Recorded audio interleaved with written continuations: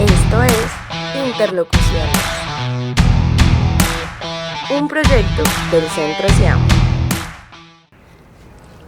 Bienvenidos todos y todas a este espacio de interlocuciones en el que intentamos avanzar en un mapeo de los actores que están involucrados en los procesos de la paz y de la democracia en nuestro país.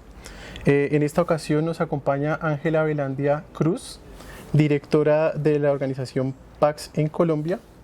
Hola Ángela, ¿cómo estás? Bien, Daniel, muchas gracias por la invitación. Hola a todos y todas, mi nombre es Ángela Velandia, como dice Daniel. Soy comunicadora social, politóloga y llevo trabajando en la construcción de paz en Colombia alrededor de 12 años y hoy en día estoy en PAX en Colombia. Muy bien. Comencemos un poco por conocerte mejor. Tengo entendido, entonces eres politóloga, estudiaste ciencia política. ¿En qué universidad estudiaste? ¿Cómo ha sido el tema de tu formación profesional? ¿Qué enfoques o qué miradas tienes sobre esa disciplina? ¿Qué lugar ocupa, digamos, en el desempeño profesional hoy? ¿Y de qué manera aporta, crees que aporta eso pues, a los temas que más te interesan? Bueno, mi formación profesional es comunicadora social de base, soy comunicadora de la Universidad de Santo Tomás. La universidad tenía un enfoque que era pionero en el país, que era comunicación social para la paz. Entonces era un tema muy cercano, era de las primeras organizaciones o universidades más bien que hablaban del tema de construcción de paz en la academia, desde un enfoque territorial. En ese momento no estaban tan de moda los enfoques diferenciales, pero ya se empezaban a plantear estas discusiones desde la academia y era como vincular todo el tema comunicativo con el proceso organizativo, desde un enfoque territorial, desde un enfoque de género y desde un enfoque campesino también, étnico. Esa es como mi formación inicial. Cuando estoy como a mitad de carrera, decido iniciar a estudiar Ciencias Políticas en la Universidad Nacional, que es mi alma mater, porque es donde me formo políticamente, a pesar de que las competencias técnicas fueron de universidad privada, con pues, una universidad privada católica pero progresista. Creo que la formación política y el lugar de enunciación desde el que hoy me planto corresponde más a la educación que recibí o de la que hice parte en la Universidad Nacional. En la Universidad Nacional pues hemos tenido todo el tiempo el tema de la defensa de la universidad pública, porque entendemos que la universidad pública no solamente es un espacio académico, no se construye solamente academias desde las aulas, sino que el conocimiento todo el tiempo es constante y merece la interacción. Y es ahí en la Universidad Nacional donde uno encuentra que hay variedad de personas que se encuentran en ese espacio.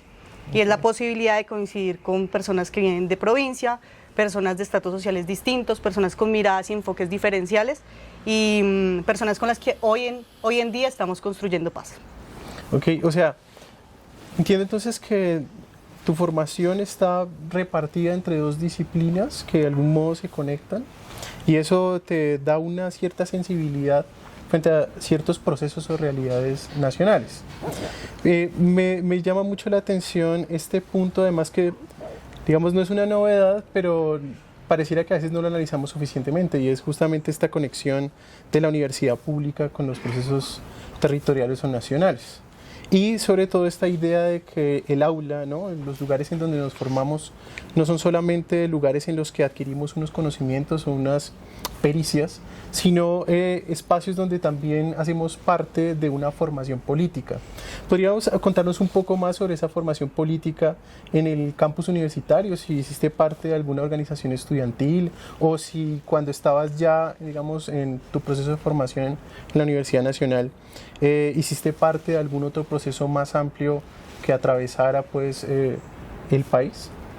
Bueno, creo que la formación política definitivamente pasa por la formación universitaria y en este caso hacía referencia a la formación en la universidad pública porque lo que te decía, no solamente es el aula, sino también son los procesos en los que uno empieza a recorrer o a hacer camino. Creo que los procesos organizativos a los que me acerqué siempre desde muy joven, desde muy niña, pues cuando empiezo la universidad, tienen que ver sobre todo con el tema de la democracia radical y es la defensa radical de la democracia. Es creer que hay otras formas de hacer política y que hay formas de hacer política también desde los sectores populares. Esto va a ser muy importante también para la labor que desempeño hoy en día y es que nosotros también como organización estamos convencidos en que la política es un campo de disputa, pero sobre todo es un campo al que están llamados los sectores subalternos o populares. Entonces creo que eso es muy importante. Entonces de ahí a que esté convencida, y estamos convencidos también desde la organización, que es supremamente importante tejer lazos de confianza, construir afectos, construir cadena de afectos y sobre todo transar todas las relaciones humanas y políticas a través de lo que es el amor eficaz y la solidaridad de los pueblos. Entonces creo que es supremamente importante este tema porque es lo que va a permitir también tener un enfoque y tener una posición política, no importa desde el lugar en el que estés, así sea en una institución, que es el llamado, digamos, como la novedad que hay en este gobierno, y es como que muchas de las personas que nos formamos en estas escuelas hoy somos gobierno. Entonces esto va a ser muy importante porque también permite comprender cómo es que se está desarrollando el gobierno del cambio y cuáles son también los retos y dificultades que ha tenido el mismo. Ok, en este punto tú llamas la atención sobre el asunto de la democracia, ¿no? Sobre todo porque en el campo de las izquierdas ha habido una seria dificultad para comprender lo que significa democracia. Sobre todo para comprender estos apellidos de la democracia, que en última son indicativos de la posibilidad que se tiene de entender la democracia de diversas maneras. Hay paradigmas de la democracia. Entonces, te entiendo que en esa formación política que atraviesa el campus universitario, hiciste parte o comenzaste a apropiarte de otra visión de la democracia. Intuyo yo que esta visión de la democracia es justamente una visión crítica frente a esta democracia restringida de los partidos políticos, que se reduce generalmente al tema de la representación. Y por lo tanto estarías más a favor de una democracia participativa. También entiendo que esa participación es muy plural. Quisiera que en este punto entonces nos empezaras a contar un poco a qué se dedica PACS en Colombia. ¿Bajo qué entendido? Bajo el entendido de que las ONGs o las organizaciones no gubernamentales son también formas de participar en la democracia, son formas de contribuir a la construcción de la democracia desde otros lugares, que no son precisamente los lugares del Estado, no son los lugares de la representación política. Bueno, pero primero, antes de entrar, digamos, como el tema de PACS, como puntualizar una cosa, y es que pues estoy convencida de que la democracia participativa no necesariamente riñe con la democracia o pues con el modelo, digamos, tradicional democrático. Yo creo que las discusiones que se han dado, sobre todo en los últimos años, han permitido ver que si te estás planteando la posibilidad de ser gobierno, tienes que atravesar por los dos tipos de entendimiento. Ahora, lo que sí no podemos dejar desde el movimiento social, desde el tercer sector, que es donde en este momento estoy, desde la institucionalidad liderada por el gobierno del cambio, no podemos dejar que todas las lógicas electorales y las lógicas institucionales se coman todo lo avanzado en todo lo que habíamos logrado respecto al movimiento social y al avance que había construido con los sectores subalternos populares, que creo que es, digamos, uno de los riesgos por los que estamos atravesando hoy en el país. Ahora, me preguntas que qué tiene que ver esto de la democracia participativa, o como yo la denominé, democracia radical, con PACS. PACS básicamente es una organización que se dedica al litigio estratégico, y el litigio estratégico no solamente entendido desde lo jurídico, que es como normalmente la gente lo entiende, como siempre que le dicen a uno litigio, es como uno se imagina un bufete de abogados peleando contra X o Y actor y haciendo acciones jurídicas todo el tiempo. El litigio estratégico para nosotros es una forma de expresión de la democracia participativa. ¿Por qué? Porque para nosotros el litigio estratégico tiene varios componentes. Por un lado está, claro, el tema jurídico, pero por otro lado está, por ejemplo, el acompañamiento psicosocial, que es necesario también entenderlo para poder avanzar con los procesos organizativos. Por otro lado está todo lo que tiene que ver con el fortalecimiento organizativo. Nosotros creemos que los sujetos mismos llamados a hacer litigio estratégico no son los abogados de academia, sino son las mismas comunidades que adquieren herramientas jurídicas y herramientas de participación para poder defender sus derechos y para posicionarse como sujetos políticos activos dentro de una sociedad. Entonces, PACS, ¿qué busca? A través del litigio estratégico lo que buscamos es hacer una sociedad democrática, pacífica no entendida desde el pacifismo, sino pacífica con la posibilidad de vivir con dignidad, vivir tranquilamente, o lo que llamaría la vicepresidente, vivir sabroso, o las comunidades negras. Entonces entendemos que desde allí el litigio estratégico es una herramienta para lograr eso, ser democrático, estar libres y tener la posibilidad de vivir pacíficamente desde el vivir sabroso, o desde el buen vivir que reclaman los campesinos. Ok, entonces, digamos, esta idea de democracia radical pues ha recorrido mucho el debate contemporáneo, ¿no? Sobre todo porque es una perspectiva de la democracia que reconoce que en el fondo no se trata de un consenso infinito, no se trata como de pensar que el proceso político de la democracia es un proceso en el que no hay diferencias radicales, es decir, diferencias de fondo. Por lo tanto, siempre se hace un llamado un poco a este tema de que la política no es solamente un asunto de saber gobernar, sino que es también el asunto de la disputa que tú mencionaste al inicio, la política como una disputa. Sin embargo, en el terreno del ser gobierno, ¿no? El tema de lograr consensos también es bien importante. Te lo digo porque quisiera que nos hablaras un poco de las líneas en las que trabajan y cómo han llegado en el diálogo con la sociedad, llamémosla sociedad civil, o en el diálogo con las bases sociales en los territorios, con la gente, cómo han llegado a concertar esas líneas de trabajo que les han permitido concentrarse en ciertos elementos o ciertos problemas que son parte de ese litigio estratégico que ustedes promueven. Bueno, yo creo que lo más importante aquí es entender que la gente no es cercana en su mayoría a la academia, entonces es un llamado también al retorno a lo básico. Y es como entender que hay problemas que son tan estructurales que atraviesan las realidades, incluso hoy, en este año, siguen atravesando las realidades de las comunidades. Y es que hay gente que no tiene para comer, hay gente que ha sido despojada y desplazada de sus territorios y tiene miles de problemas porque está luchando contra grandes terratenientes. Y son cosas que suenan como lugares comunes, pero es muy importante volver al lugar común, porque de eso se trata la democracia. Y es la posibilidad de que en el lenguaje mismo nos podamos entender unos con otros. Y esa es la posibilidad que proporciona el litigio estratégico desde el sujeto mismo, que es el sujeto mismo que está llamado a ser el litigio estratégico, que es el subalterno o el sector popular. Entonces, en el entendido, las víctimas, no únicamente las víctimas, porque digamos acá quiero hacer una distinción, y es que si bien nuestro sujeto más importante en el proceso desde Pax Colombia son las víctimas del conflicto armado, porque hemos trabajado históricamente con ellas y con ellos, no necesariamente tienen que ser comunidades víctimas para ser sujetos subalternos o para ser sujetos que han sido empobrecidos o que han sido mancillados por, digamos, el sistema o el modelo político que tenemos, ¿no? Entonces, ¿qué es importante aquí? Entender que si bien hacemos trabajo con víctimas del conflicto armado, reconocemos a las víctimas también como sujetos de cambio, porque hay una visión que es importante, y yo creo que eso es una cosa que ha logrado este gobierno, y es lograr trasladar esa visión de víctima lastimera, o sea, como la víctima es un sujeto que recibe, no es un sujeto, es un objeto de atención que recibe servicios, al que yo como Estado tengo que atender. Evidentemente tengo que atenderlo como Estado, pero también tengo que entender su lugar como sujeto político en el mundo. Y es entender que la relación tiene que cambiar y no soy yo Estado dador, sino es una relación recíproca, y de ahí está todo el tema, y de ahí se agarra todo el tema de la democracia radical. Y es proponerle a las víctimas la posibilidad de tener herramientas que les permitan también disputar los sentidos. Disputar los sentidos y disputar lo básico, la comida, la tierra. O sea, ¿tendría algo que ver con esta noción tan difundida del empoderamiento?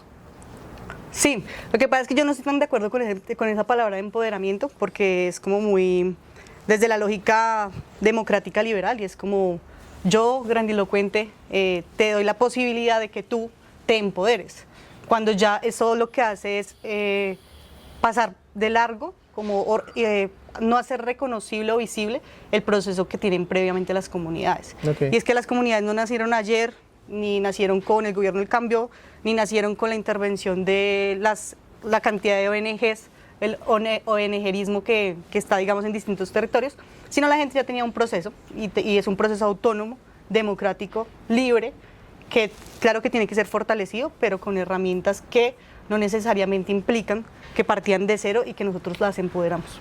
Ok, entonces quisiera ahora que nos contaras un poco sobre las líneas de trabajo de Pax en Colombia, para que entendamos un poco esos dos aspectos de los que has hablado. Uno, de esta transformación de la víctima como objeto pasivo a las víctimas como sujetos activos de una democracia radical y participativa.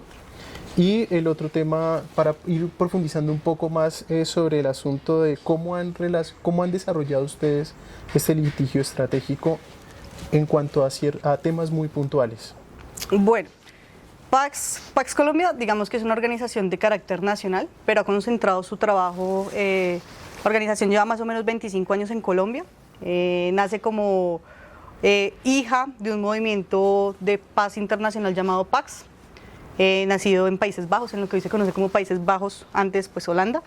Y digamos que se consolida en Colombia específicamente. En este momento tenemos trabajo en distintas territoriales, pero quisiera resaltar sobre todo el trabajo que tenemos en Cauca, sobre todo en el norte del Cauca, que es donde está el hervidero pues, político y de conflicto y de seguridad en el suroccidente colombiano.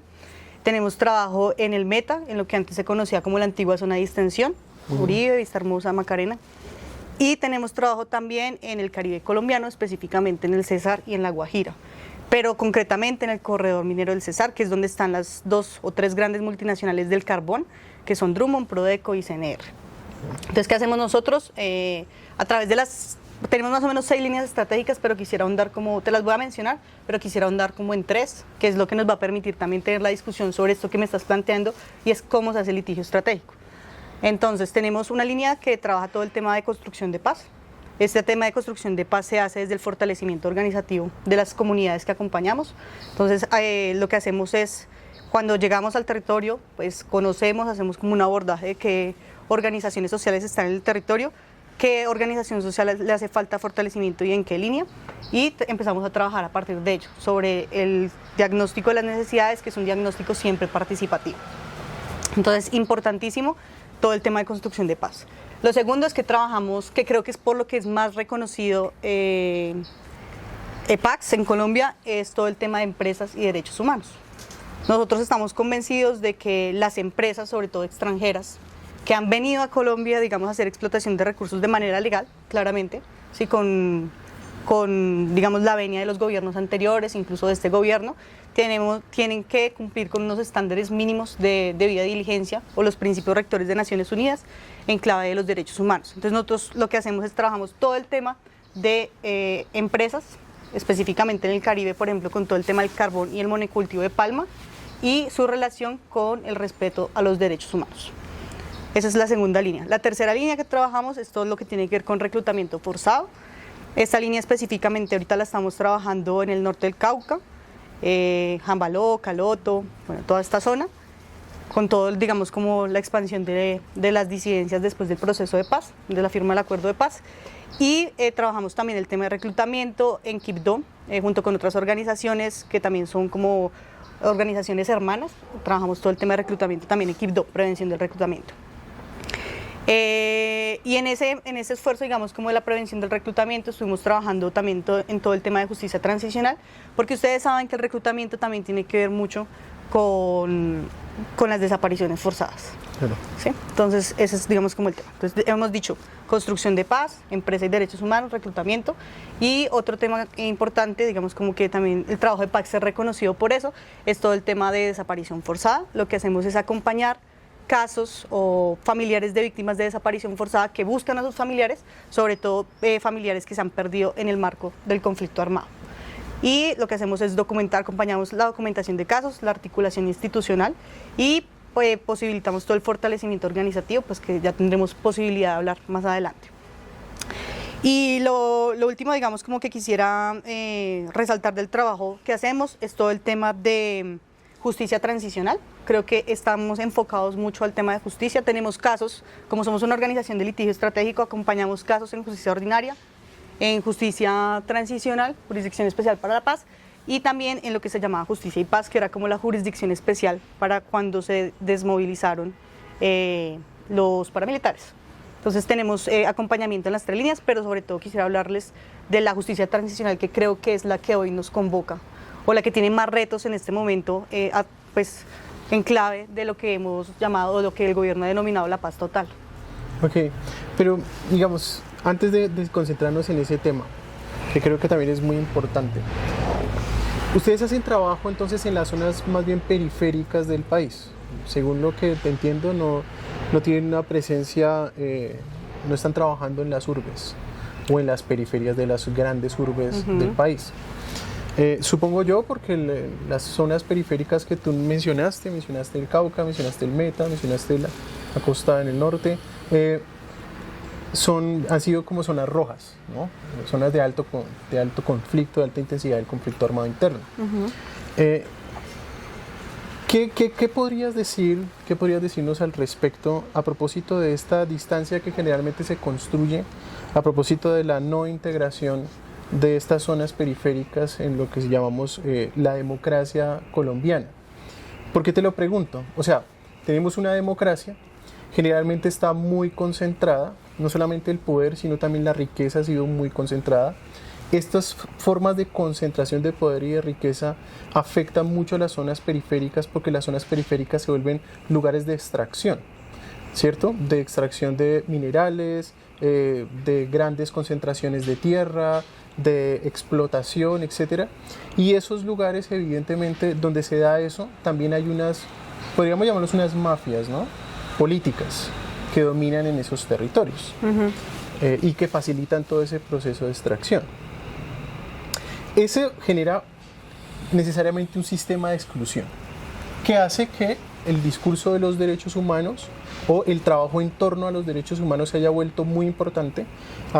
Creo que desde finales de la década de los 70 vino a generar incluso toda una transformación en la gramática política de las izquierdas o los movimientos progresistas que antes tenían un discurso mucho más radical. El discurso de los derechos humanos, tuvo un momento, como cumbre, que fue entre la década de los 80 y la década de los 90, 2 décadas particularmente intensas de violencia, pero pareciera que últimamente se ha vuelto un discurso mucho más político en el sentido del uso estratégico que se le da.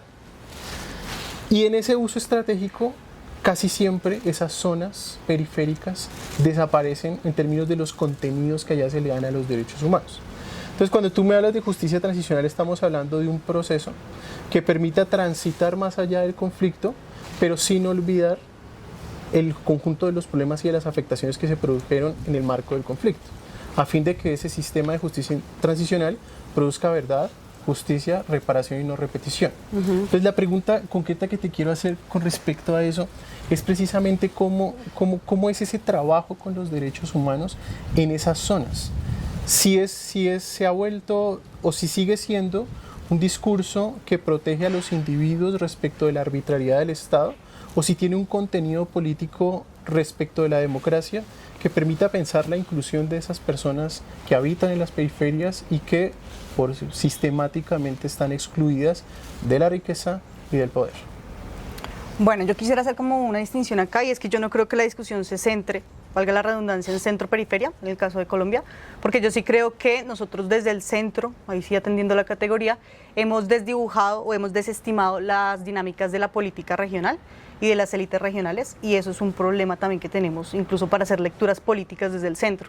Y es que nosotros entendimos, o sea, como tradicionalmente nos formamos también en la izquierda, que había un sistema centralista, se tomaban todas las decisiones desde aquí, y supuestamente desde Bogotá se repartían las directrices a las distintas, a la periferia.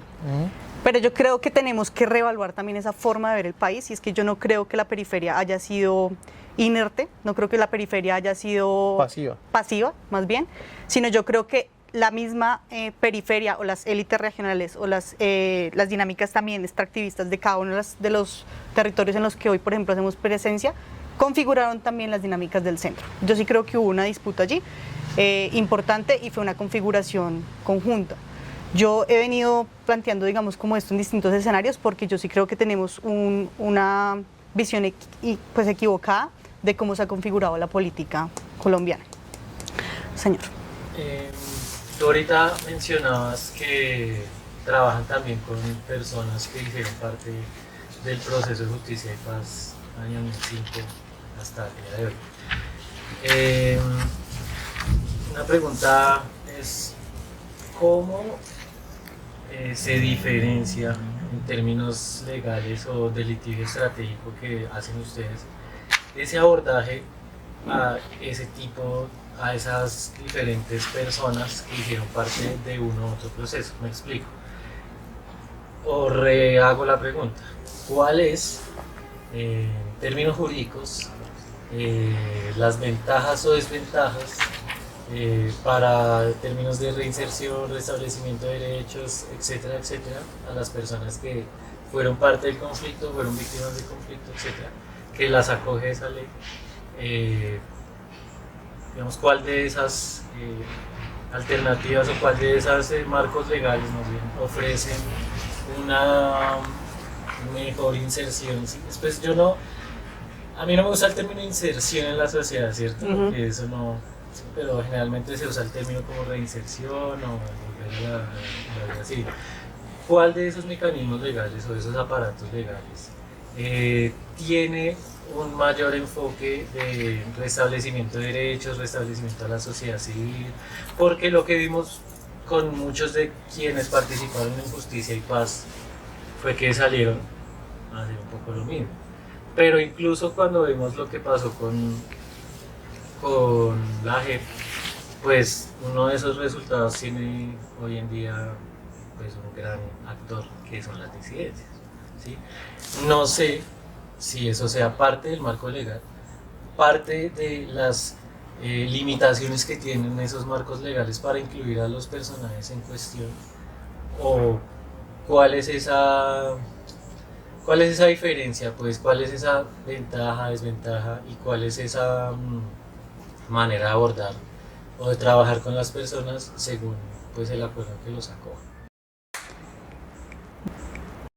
Bueno, me preguntaban puntualmente que cuál era la diferencia entre, o cómo manejamos desde PACS las distintas entradas de las jurisdicciones que se han creado de manera especial, o de los marcos legales, los marcos jurídicos especiales. Entonces estaba Justicia y Paz, Justicia Ordinaria y Justicia Especial para la Paz.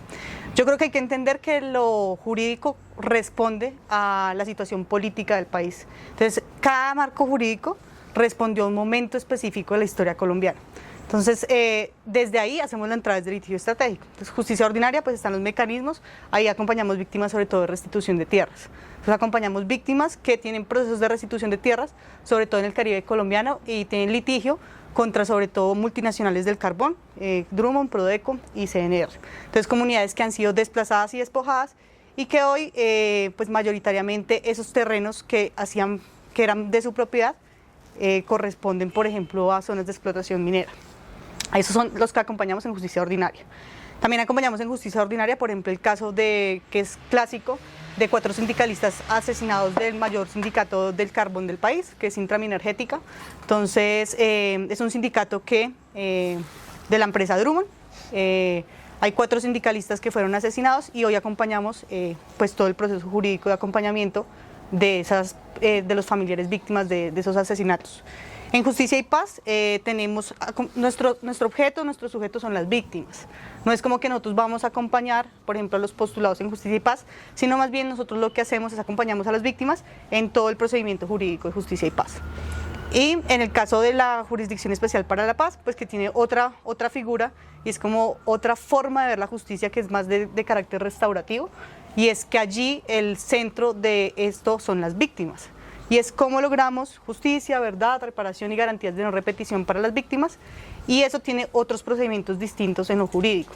Pero fundamentalmente allí lo que hacemos es proporcionar herramientas a las víctimas y a las comunidades que hoy pertenecen a los macrocasos. Hay 11 macrocasos en este momento, entonces trabajamos como en 5 de ellos: violencia sexual, terceros civiles responsables, falsos positivos, sur del Valle y norte del Cauca y reclutamiento forzado. Y lo que hacemos es acompañamos a las víctimas para poder presentar los informes con los que se consolidaron los macrocasos y poder hacer todo el proceso. Entonces no quiere decir que un marco legal sea más importante que el otro, sino que respondieron a momentos distintos de la historia y pues también a los pulsos políticos que había en el momento. Entonces, a partir de ello es que trabajamos en el litigio estratégico. Ok, quisiera entonces que en esa perspectiva profundizaras un poco en algunas de las líneas que nos mencionabas antes, especialmente en el tema de empresas y derechos humanos y en desaparición forzada y reclutamiento, para que podamos entender un poco mejor cómo es que estos temas del litigio estratégico y de la justicia transicional se expresan, digamos, en esas líneas de trabajo que desarrolla la organización? Bueno, con el tema de empresas y derechos humanos, nosotros trabajamos con todo lo que tiene que ver con el marco normativo internacional que hace parte del bloque de constitucionalidad, y es que nosotros estamos convencidos de que las empresas que hoy hacen explotación, ya sea de monocultivos, extracción de minerales y el caso puntual que acompañamos que es extracción de carbón, tienen que ceñirse a las normas internacionales que si bien no son vinculantes de manera formal como pasa con todo el derecho internacional en su mayoría, pues responden, digamos, a una necesidad también de poder convivir en paz y sanamente y de manera equilibrada los territorios. Entonces, aquí hay un tema importante sobre el cual me gustaría llamar la atención, y es que las organizaciones que estamos en el tercer sector estamos llamadas también a hacer el acompañamiento de las víctimas, por ejemplo, en todo el tema de transición energética. Esa, digamos, ha sido una bandera del gobierno del cambio, todo el tema de transición energética justa. Nosotros abogamos por la transición energética justa progresiva, pero creemos que lo más importante de esta transición energética es colocar en el centro de la transición energética a las víctimas y a las comunidades que hoy habitan los territorios donde se hace extractivismo. Que esa es la diferencia, y creo que ahí es donde tenemos que lograr un acuerdo, también un pulso con el gobierno, y es lograr que se entienda que la transición energética justa no solamente es cambiar las formas de producción de la gente y retornar, por ejemplo, a todo el tema del agro, del campesinado, sino que es importante también el reconocimiento de la verdad y no dejar en el pasado como hacer borrón y cuenta nueva con lo que ha sucedido en clave de las violaciones de derechos humanos que se han producido en los territorios. ¿Y en relación con esa transición o con los temas de la transición? Con los temas de la transición energética. Entonces coloco un ejemplo puntual. En el corredor minero del Cesar, que son como los municipios y corregimientos que están alrededor de las minas de carbón, digamos que hay como todo un tema que se ha producido por el cierre de minas de Prodeco, dos de las minas más grandes que son La Jagua y Calenturitas, y las comunidades, a partir de todo este análisis y todo este trabajo que hacemos de litigio estratégico, han sido las comunidades las protagonistas, por ejemplo, que impidieron que la empresa se fuera del país sin hacer un plan de cierre de manera adecuada. Entonces, ¿qué pasó? La empresa dice como, bueno, nosotros le tenemos 5 títulos mineros, le hacemos entrega, señor Estado, de los títulos mineros, ya no estamos en quiebra, los precios del carbón ya no nos dan para seguir operando las minas, entonces les devolvemos los títulos. El gobierno en su momento, que estaba en cabeza de Iván Duque, recibe unos de ellos, otros no los recibe, pero no los recibe porque las comunidades, desde su acción política y a través de estas organizaciones que hacemos parte del tercer sector, deciden colocar una tutela que hoy está en revisión de la Corte Constitucional, y en la tutela se le ordena a las empresas que tienen que hacer un verdadero plan de cierre y tiene que ser de manera concertada con las comunidades. Y esa acción específica es el pulso político que necesitamos lograr en absolutamente todos los territorios, no solamente con los temas de transición energética justa, sino cuando estamos hablando de construir paz y cuando estamos hablando de la paz total no solamente pasa por la seguridad física, digamos como que no me maten, sino pasa por todo el paradigma, o bueno, la construcción de la nueva política de paz total que se basa en lo que hemos denominado la seguridad humana. Y la seguridad humana no solamente es que no me maten y que no suenen fusiles y disparos, sino la seguridad humana pasa por diversos elementos que garantizan la vida digna de las comunidades. Por eso es tan importante que sean las comunidades las protagonistas del cambio y de la paz total. Okay. Y entonces entiendo que cuando ustedes abordan el problema de la transición energética, no lo desconectan del conflicto armado interno, por la configuración del territorio, el uso de los recursos, la presencia de los actores en cada lugar, en cada territorio, y las afectaciones que eso ha tenido a ciertas poblaciones. Y digamos, en relación con los temas de la desaparición forzada y del reclutamiento, tengo entendido que ustedes hacen un acompañamiento en la implementación de acuerdos de paz, y en ese sentido hacen un acompañamiento, algunas labores de prevención, etcétera. Cuéntanos un poco cómo es ese tema. Bueno, el tema, pues lamentablemente, digamos, donde están concentrados estos fenómenos, casi siempre se traslapan los fenómenos regionalmente o geográficamente.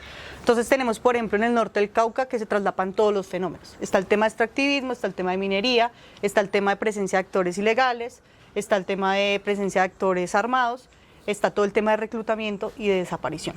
Entonces todos los temas se conectan con todos, por lo que es muy complejo hacer una intervención que solamente se concentre en un tema. Creemos que tienen que ser intervenciones integrales que respondan realmente a las necesidades de las comunidades.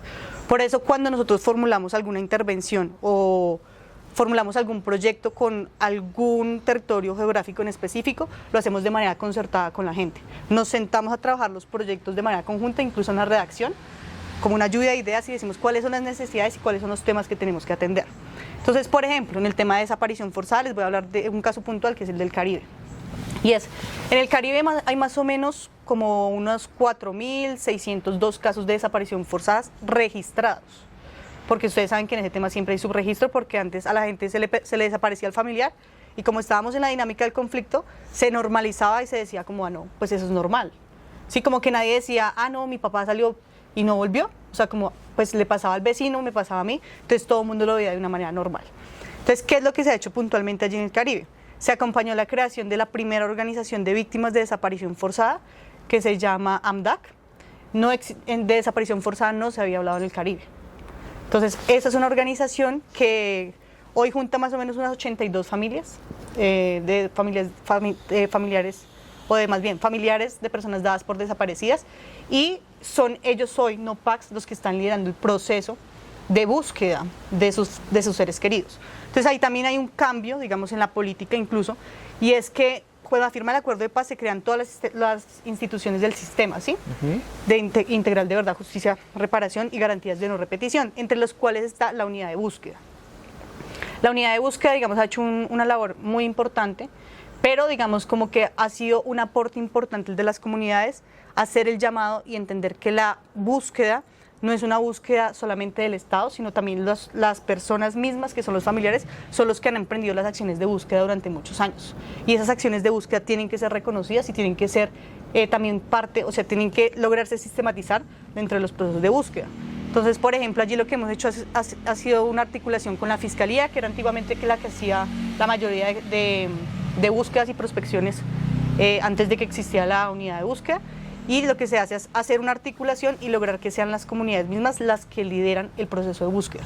O sea que esa lógica, digamos, del acompañamiento que ustedes hacen, la promoción, digamos, de la participación de las víctimas en la búsqueda de sus familiares desaparecidos, guarda una cierta coherencia con todo el tema del litigio estratégico en el sentido como ustedes lo entienden, más ampliado, que tenga en cuenta, digamos, esta conversión, ¿no?, de las víctimas en sujetos activos de los procesos. Eso digamos, en relación con eso has señalado dos cosas que me parecen muy importantes. La primera de ellas es, dijiste, nos parece que muchos temas confluyen en ciertos territorios y que las intervenciones deben tener en cuenta todo eso y no, digamos, no deben ser fragmentadas o tematizadas, como excesivamente enfocadas. Y por otra parte, esta participación de las víctimas en la búsqueda de sus familiares desaparecidos amplía también el espectro de ese proceso más allá del Estado en relación con la sociedad. Teniendo en cuenta esas dos cosas que creo son muy importantes, quisiera pasar a nuestro último tema.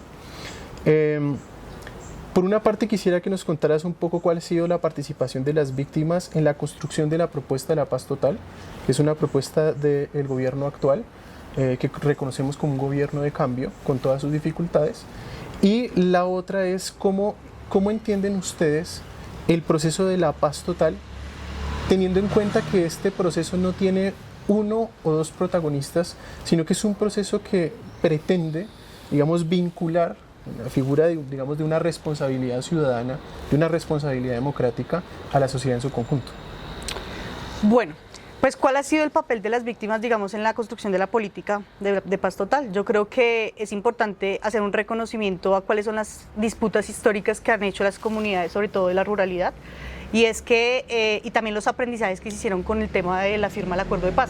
Ese proceso negociado permitió tener apertura en la socialización, pues digamos, como del acuerdo mismo, permitió tener otras visiones y tener participación de otros sectores de la sociedad. Entonces se entendió que la negociación no solamente es entre el actor armado y el Estado y la institucionalidad, sino que esa negociación tiene que pasar necesariamente por las comunidades que habitan los territorios y pues que mayoritariamente hoy son víctimas del conflicto armado. Entonces yo creo que ese fue un aprendizaje que rápidamente el gobierno del cambio incorporó y fue decir como, bueno, nos vamos a pensar una política que no solamente tenga del otro lado al interlocutor armado, sino que pase necesariamente también por las comunidades y que pase necesariamente también por la validación de las víctimas. Eso fue un aprendizaje importante, digamos, con todas las dificultades y los retos que ha tenido el tema. Digamos que esa fue una aproximación que para nosotros desde las organizaciones sociales y las organizaciones del tercer sector creemos que fue un acierto, digamos, en la formulación misma. Ahora, que haya sido un acierto en la formulación no implica necesariamente que en la práctica eso se haya llevado a cabo. Y eso nos va a poner en otra dimensión de la discusión, que es un poco lo que me planteas en el segundo punto, y es que los retos y dificultades de la paz total están hoy a la vista. Y es como listo, está bien, o sea, como se logró un acuerdo de paz que no se ha logrado incluso implementar en la actualidad. Entonces, por ejemplo, tenemos que el capítulo étnico del acuerdo de paz hoy es casi que inexistente, a pesar de que existe el documento, no se ha hecho una implementación. Entonces uno va, por ejemplo, bueno, no voy a nombrar los territorios, pero uno va a gobernaciones de específicos departamentos y va uno a hablar, digamos, con la dirección de víctimas y desconocen, por ejemplo, el acuerdo de paz. Entonces uno dice, muchas veces, incluso la institucionalidad misma sigue siendo paquidérmica frente a lo que fue la apuesta de la implementación o el acuerdo de paz. ¿Qué pasa con esto? Se deslegitimó un poco el tema del diálogo. O sea, claro, se logra un acuerdo de paz, pero cuando tú no logras consolidar eso con acciones concretas, pasa lo que pasó. Y es como mucha gente retorna por necesidad también a la violencia, ¿sí? Otros pues no necesariamente por necesidad, sino porque por las dinámicas del narcotráfico, de las economías ilegales y demás, resultaba más rentable devolverse a ser parte de estos grupos. O sea, la debilidad de la implementación hace que los procesos históricos sigan como en una fuerza inercial que arrastra a la gente que ya estaba involucrada allí y que al no tener alternativas no puede distanciarse. Sí, ese es uno de los factores, ¿no? O sea, como creo que uno de los problemas hoy de la paz total fue la insuficiencia en la implementación del acuerdo de paz con FARC. Ese fue, digamos, como uno de los factores principales. Otro, pues obviamente que uno no puede controlar voluntades y pues las economías ilegales generan dinámicas internas que son muy difíciles de controlar incluso para el Estado mismo. Y es como si para ti es más rentable ir a hacer explotación de oro en el Chocó, o es más rentable seguir cultivando coca, o es más rentable, por ejemplo, hacer todo lo que hoy conocemos como la extracción de minerales raros. Entonces, pues tú retornas o simplemente creas otras nuevas estructuras. Para nosotros, desde la lectura, digamos, como que hacemos como organización que está insertada en los territorios, creemos que hubo un error táctico del gobierno y fue como no lograr hacer en paralelo el ejercicio de diálogo con el uso de la fuerza. Claramente, el uso de la fuerza debe ser el último recurso al que debe recurrir, sobre todo nosotros que estamos hablando desde la democracia radical, pero el Estado mismo tiene que tener el monopolio de la fuerza. O sea, para eso está la institucionalidad, para eso están las fuerzas militares, ¿sí? Y si tú logras, que eso yo creo que lo entendió muy bien Santos, el gobierno Santos, mientras, así como dicen, en un lado tenía el garrote y en el otro lado tenía la zanahoria, pero entonces los tenía sentados allá, pero pues militarmente también los tenía aquí, en una situación los tenía contra las cuerdas, y eso permite también en una negociación tener posibilidad de negociación. ¿Qué fue lo que ocurrió? ¿Cuál fue el error táctico? Y lo digo, digamos, desde la experiencia que tenemos nosotros con los aprendizajes, sobre todo en el norte del Cauca, y fue que si bien la idea de sentar a todos los actores en mesas distintas o agrupados, dependiendo, digamos, la facción de la que hacían parte, el problema fue que se suspendieron las operaciones militares, o sea, como el mantenimiento, sobre todo la presencia territorial a partir de las fuerzas militares, y se instalaron las mesas de negociación. Pero en terreno estaba ocurriendo otra cosa, y es que tú no puedes controlar las voluntades. Es que claro, hay unos actores que pueden ser políticos, pero mayoritariamente hemos visto, incluso en los últimos estudios, que hay unas disidencias que ya no responden tampoco al posicionamiento político y a los reclamos que se hacían de la subalternidad, sino responden a las dinámicas de las economías ilegales. Entonces, ¿qué fue lo que ocurrió? Pues si tú eres actor armado, te dan la posibilidad de sentarte, pero a la par puedes fortalecerte en el territorio. Eso te da más posibilidades a ti de negociación en la mesa. Tú no vas a parar las actividades ilegales en el territorio. Y eso fue básicamente lo que ocurrió. Creo que en los últimos 6 meses eso se ha tratado de resolver un poco. Incluso ayer con la intervención, antier que se hizo la intervención al sur del Cauca, en el Plateado y demás. Creo que pues son demostraciones de fuerza que muchas veces son necesarias si se quiere consolidar un modelo de paz sostenible y duradero, que no pase por encima de las comunidades tampoco. No Bien. tendríamos que llegar a ese punto, pero muchas veces es necesario. Digamos, para ir cerrando, estas dificultades de la implementación y este error táctico que tú mencionas tiene que ver precisamente con la dificultad de poder agenciar este proceso de paz total sin manejar todas las variables del proceso.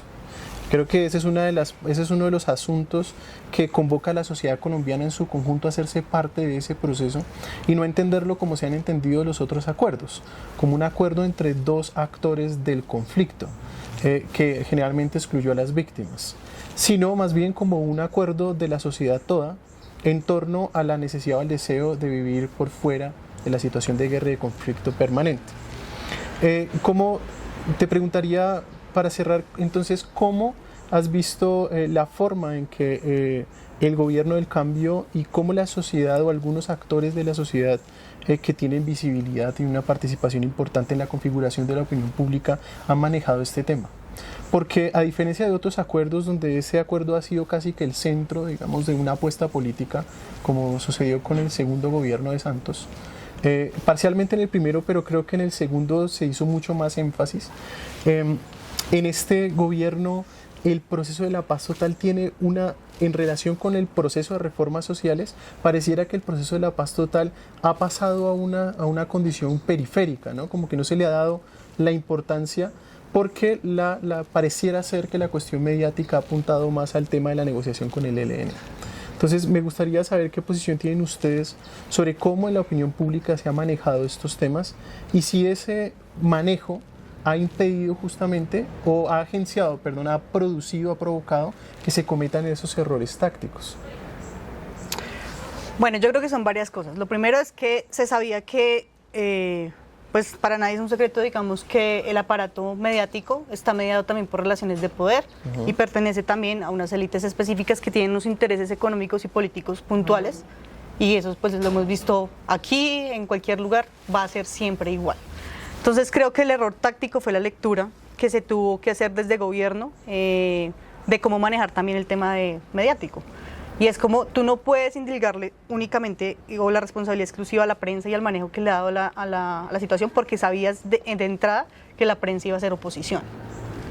Entonces creo que claro, o sea, podemos condenar a la prensa y decir como sí, mira, o sea, como no fueron lo suficientemente objetivos y claros para visibilizar lo que estaba haciendo el gobierno en este tema de la paz total, sino se concentraron solamente y específicamente en el tema del ELN, pero eso no justifica, digamos, los errores que han habido en torno al tema de la implementación o la puesta en marcha, pues, de la paz total. No estoy diciendo con esto, y no estamos diciendo como organizaciones que la apuesta de paz total sea errada. O sea, estamos convencidos que la apuesta de paz total es importantísima y ha sido como una de las miradas más certeras que ha tenido la historia reciente del país frente a cómo se consolida la paz. Pero sí creemos que en esta curva de aprendizaje que ya va a completar casi 2 años y medio, es importante hacer lo que están haciendo en estos últimos meses y es tratar ya vimos que, digamos, esa es la hoja de ruta, es la paz total. Ya vimos cuáles son las dificultades y los retos, pues hay que atender a esas dificultades y los retos. Y claramente nosotros como organizaciones del tercer sector estamos allí para respaldar también todo el tema de paz total a partir del fortalecimiento de las organizaciones sociales y de las víctimas para que sean también agentes del cambio social, no solamente receptores, que fue lo que ocurrió un poco con el acuerdo de paz. Ok, bueno, pues como todas las conversaciones chéveres terminan en algún momento. Es el momento de terminar. Te agradecemos mucho por tu participación en este espacio. Esperamos poder tenerte acá de nuevo para seguir hablando sobre estos y otros temas que creo están muy enlazados con el asunto de paz, con el asunto de la justicia transicional, con estas lecturas, por ejemplo, que nos sugieres acerca de la relación entre el centro del país y sus periferias. Creo que es una hipótesis que habría que explorar a fondo y que pues esta interlocución nos está regalando. Entonces, te agradezco mucho por tu tiempo y a ustedes que nos ven, les agradecemos también por su tiempo. No sé si quieras decir algo más. Sí, no, como resaltar una parte de la entrevista que quedó como muy en el aire, y es que nosotros sí creemos que el tema del fortalecimiento organizativo desde el litigio estratégico permite consolidar lo que denominamos la democracia radical. Y también la posibilidad de estar en terreno nos ha permitido ver la urgencia de verdad de consolidar una cadena de afectos, y es entender que la gente no se mueve únicamente y exclusivamente por el tema político y económico, sino la mueven los afectos. Y que si tú no tienes los afectos, así seas institucionalidad, no vas a lograr nunca consolidar ningún modelo de país. Okay. Y es la posibilidad de eso que llamaban el sancocho nacional, y es cómo convivimos, cómo logramos realmente interactuar para que la gente tenga una vida digna, plena, feliz y libre. Okay. Y eso implica pues la interlocución, pero sobre todo la disputa de sentido entre lo que ha sido históricamente el centro y la periferia. Pues bueno, la idea es que este espacio de interlocuciones para el Centro de Investigación, Análisis y Mediaciones sea también un espacio para ir construyendo confianzas y esos afectos de los que nos hablas. Entonces, a todos, muchas gracias. Adiós. Síguenos en nuestras redes sociales. Encuentra los links en la descripción y sigue nuestra página web centrociam.org. Somos CIAM, Centro de Investigación, Análisis y Mediaciones. No tienen que O sea, hablar entre ustedes. sin, eso es lo bacano. sin encorsetamiento. Sí, Preferimos en cualquier hablar. momento, alguno de nosotros Tranqui. podría interrumpir y guiar una pregunta o meter otro tema. No, no, eso así no es. Eso él se encarga de editarlo. No, así no es. Esos son los bloopers, eso es lo que sale al final o al principio y como para llamar. Si alguien va a cantar un vallenato, si alguien va a cantar un vallenato, lo anuncio, ¿cómo no sé? ¿Cómo están ahí? ¿Están Hola, hola, hola, yo estoy súper cómoda. ¿Tú? ¿Tú? ¿Cómo? Sí. Estoy igual de incómodo que al principio. Listo. Listo.